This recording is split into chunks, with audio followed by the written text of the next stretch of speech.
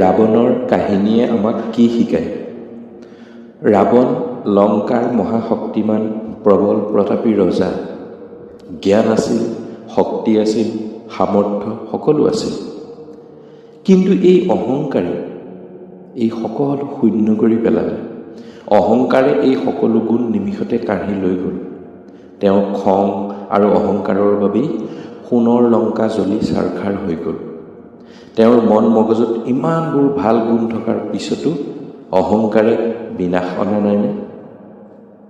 যিমানেই ডাঙৰ মানুহ নহওক, যিমানেই গুণী জ্ঞানী নহওক, সৰ্বজ্ঞানী নহওক লাগে, অহংকাৰ ভাৱ মনলৈ আনিলে পতন অনিবাৰ্য।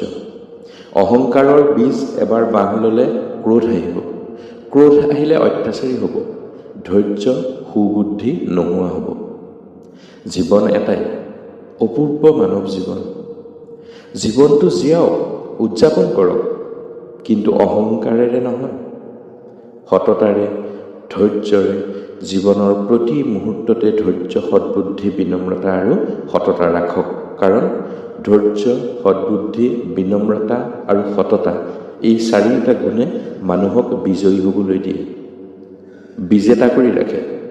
মনত ৰাখিব, অহংকাৰৰ কেতিয়াও জয় নহয়। অহংকাৰীৰ পৰাজয় হয়, পতন হয়। শেষত সত্যৰহে জয় হয়, সত্যৰহে উত্থান হয়। এই কথাকেইটাই সকলোৰে জীৱন সুন্দৰ কৰক। সকলো কুশলে থাকক। ভাল লাগিলে কমেণ্টত মাত এষাৰ দি যাব। সকলোৰে কল্যাণৰ বাবে পুষ্টি শ্বেয়াৰ কৰি দিব। সদায় পুৱা এনে শুভবাণীৰে দিনটো আৰম্ভ কৰিবলৈ চেনেলটো ছাবস্ক্ৰাইব কৰি থওক, আৰু যদি ফেচবুকত চাই আছে তেন্তে পেজটো ফ'ল' কৰি থওক। নমস্কাৰ।